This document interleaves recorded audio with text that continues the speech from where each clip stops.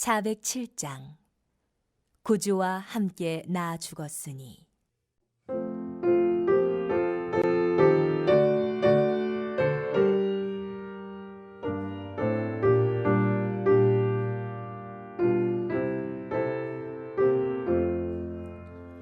구주와 함께 나 죽었으니 구주와 함께 나 살았도다.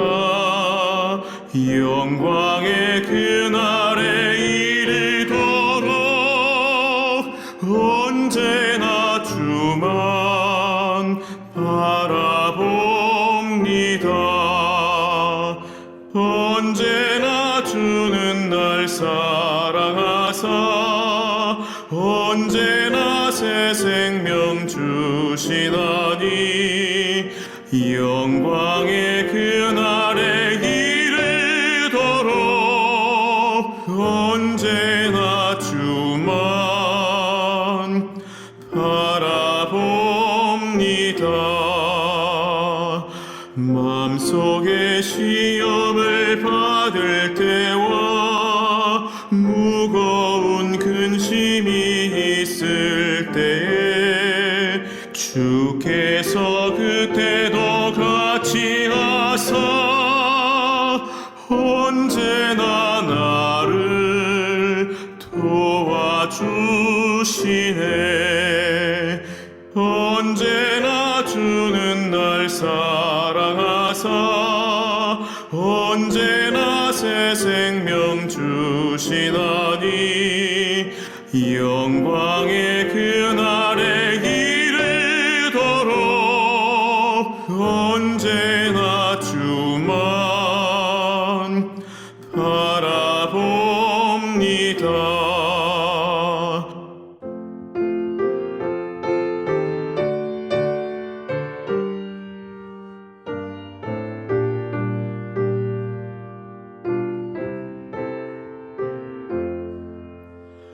뼈아픈 눈물을 흘릴 때와 쓰라린 마음으로 탄식할 때 주께서 그때도 같이 하사 언제나 나를 생각하시네. 언제나 주는 날 사랑하사 언제나 새 생명 주시다니 영광의 그날에 이르도록 언제나 주만 바라봅니다. 내 몸의 약함을 아시는 주 못 고칠 질병이 아주 없네. 괴로운 날이나 기쁜 때나 언제나 나와 함께 계시네. 언제나 주는 날 사랑하사 언제나 새 생명 주시나니 영광의 그날에 이르도록 언제나 주만 바라봅니다.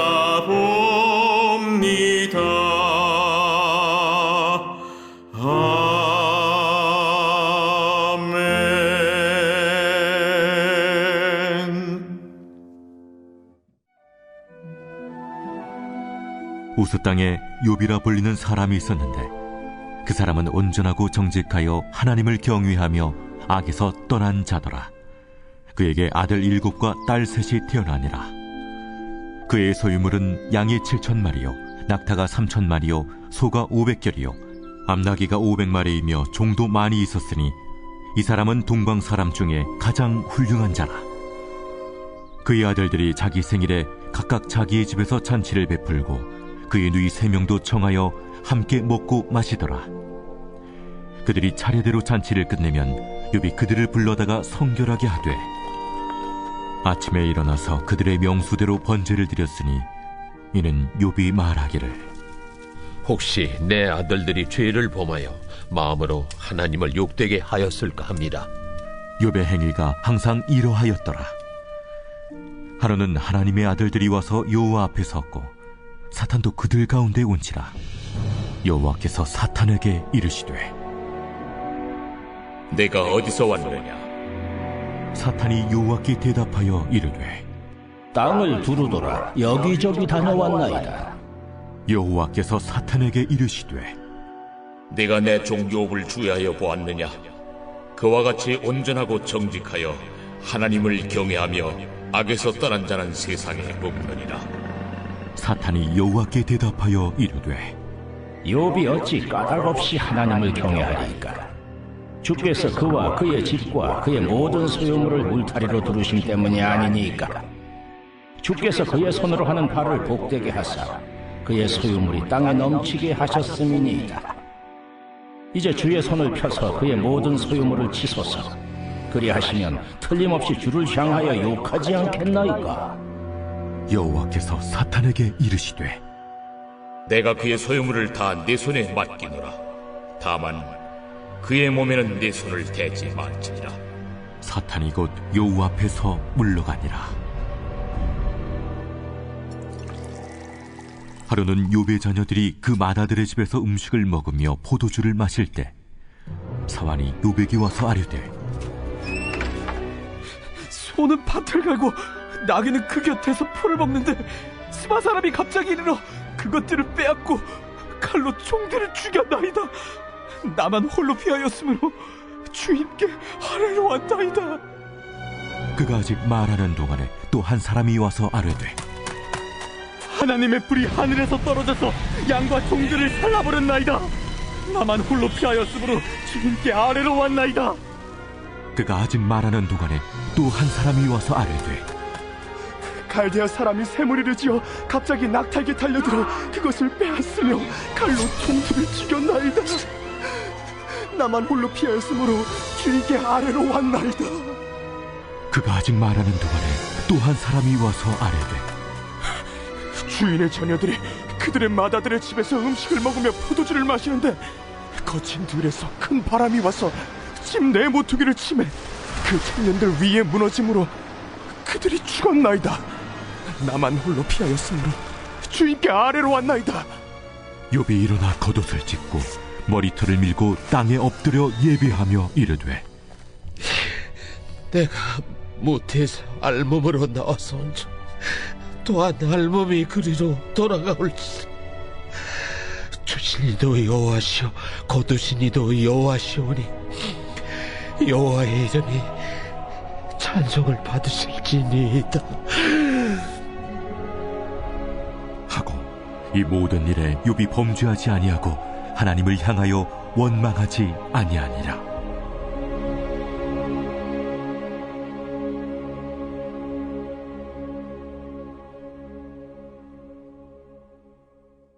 이 시간 함께 예배하시는 우리 사랑하는 성도님들의 삶과 가정 가운데 하나님으로부터 은혜와 평강이 넘쳐나기를 축복합니다.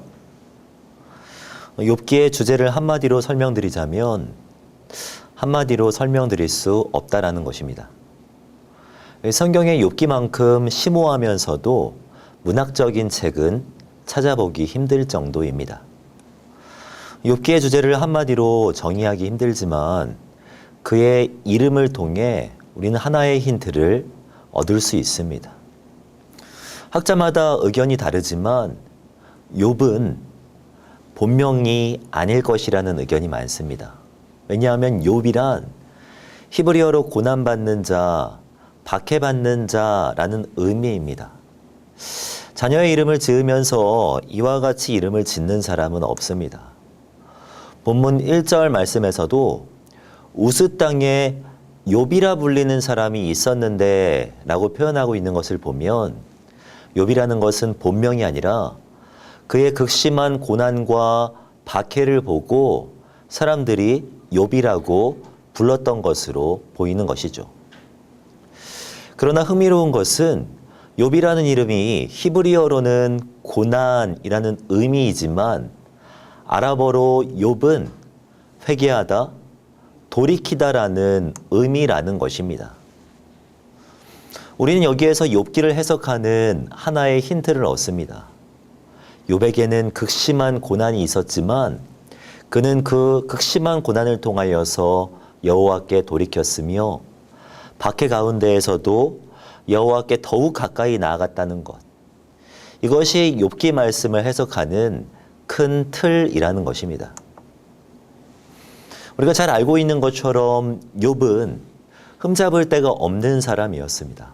본문 1절 말씀을 다시 보시면 우스 땅에 욥이라 불리는 사람이 있었는데 그 사람은 온전하고 정직하여 하나님을 경외하며 악에서 떠난 자더라 라고 말씀하고 있습니다. 여기서 온전하다라는 이 말은 겉과 속이 다르지 않다라는 말이며 하나님을 경외한다라는 이 말은 하나님을 사랑하고 그분을 존경했다라는 말입니다. 악에서 떠난 자라는 표현이 있는데 이는 죄를 완전히 배제한 사람이라는 말이 아니라 죄를 멀리하였고 죄에 민감하게 반응하며 회개하고 돌이키기에 힘쓴 사람이었다라는 의미입니다. 이어서 2절을 보면 욥에 대해서 이렇게 소개합니다. 그에게 아들 7과 딸 3이 태어나니라. 그의 소유물은 양이 7,000마리요 낙타가 3,000마리요 소가 500결이요 암나귀가 500마리이며 종도 많이 있었으니 이 사람은 동방 사람 중에 가장 훌륭한 자라 라고 말씀하고 있습니다. 소개하는 순서는 매우 중요합니다.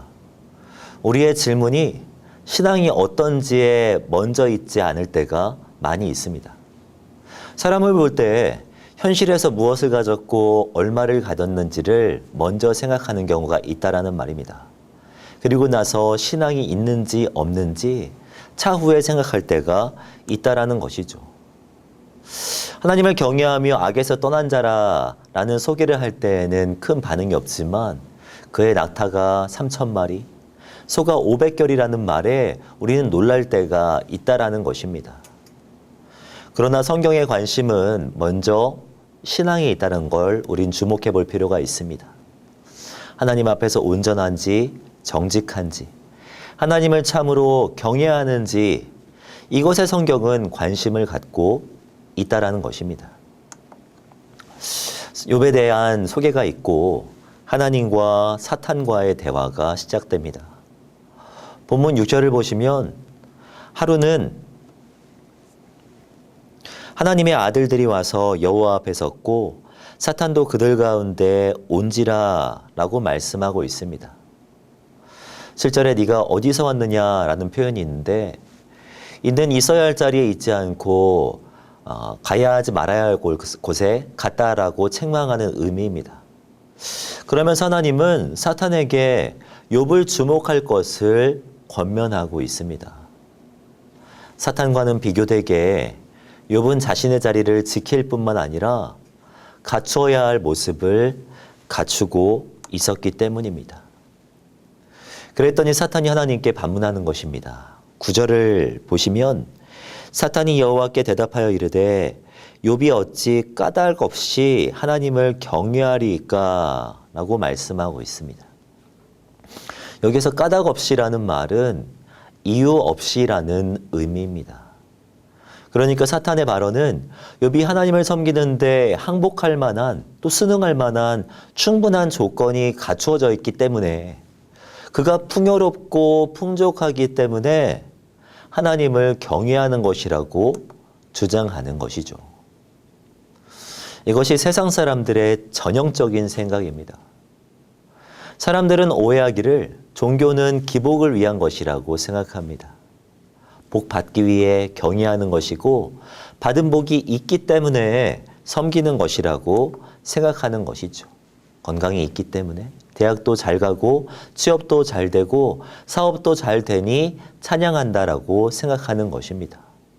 반대로 이유가 없으면 상황도 좋아지지 않으면 하나님을 기뻐할 수도 하나님을 경외할 수도 없다라고 주장하는 것이 세상 사람들의 주장입니다. 하지만 그렇지 않습니다. 신앙은 때문에 경외하는 것이 아니라 그럼에도 불구하고 예배하고 찬양하는 것입니다. 이것이 참 믿음이죠. 하나님은 욥을 통하여서 이를 증명하기 원하셨던 것 같습니다. 오늘 보면 12절 말씀을 보시면 여호와께서 사탄에게 이르시되 내가 그의 소유물을 다 너의 손에 맡기노라. 다만 그의 몸에는 내 손을 대지 말지니라. 사탄이 곧 여호와 앞에 물러가니라 라고 말씀하고 있습니다. 욥의 생명을 건드리지 말고 다른 것들은 다 사탄에게 허용하신 것이죠. 이 일이 있고 나서 분위기는 완전히 바뀝니다. 13절 이하를 보면 욥에게 도저히 납득할 수 없을 만한 일들이 연달아서 일어나는 것을 볼 수가 있습니다. 15절을 보면 스바 사람들이 갑자기 와서 욥의 재산을 모두 빼앗고 종들을 죽입니다. 16절을 보면 불이 갑자기 하늘에서 떨어져서 양과 종들을 불살라 버렸다고 이야기를 합니다. 그리고 17절에서는 이번엔 갈대아 사람들이 와서 낙타들을 다 죽이게 되죠. 그리고 가장 마음에 아픈 일이 벌어지게 됩니다. 마다들의 집에서 마다들과 자녀들이 함께 모여 음식을 먹고 있는데 19절을 보면 거친 들에서 큰 바람이 와서 집 내 모퉁이를 치매 그 청년들 위에 무너짐으로 그들이 죽었나이다 라고 말씀하고 있습니다. 한순간에 재산을 다 잃어버리게 되었습니다. 사랑하는 아들과 손주들을 순식간에 잃게 되었다라고 이야기합니다. 이런 말로 형언할 수 없는 아픔들 앞에 욥은 어떻게 반응합니까? 20절입니다. 욥이 일어나 겉옷을 찢고 머리털을 밀고 땅에 엎드려 예배하며 이르되 내가 모태에서 알몸으로 나왔사온즉 또한 알몸이 그리로 돌아가올지라.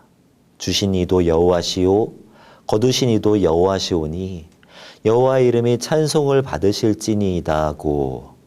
이 모든 일에 욥이 범죄하지 아니하고 하나님을 향하여 원망하지 아니하니라 라고 말씀합니다.